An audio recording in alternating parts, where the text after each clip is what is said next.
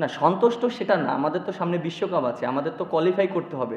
So আপনার top 8 টিমই তো আপনার বিশ্বকাপ খেলবে। সো আমরা তো এখনও মনে করেন যে আনসার্টেনের ভিতরে আছি। সো আমাদের টার্গেট থাকবে টপ 8 এর ভিতরে থাকা এবং সরাসরি যেন আমরা বিশ্বকাপ খেলতে পারি।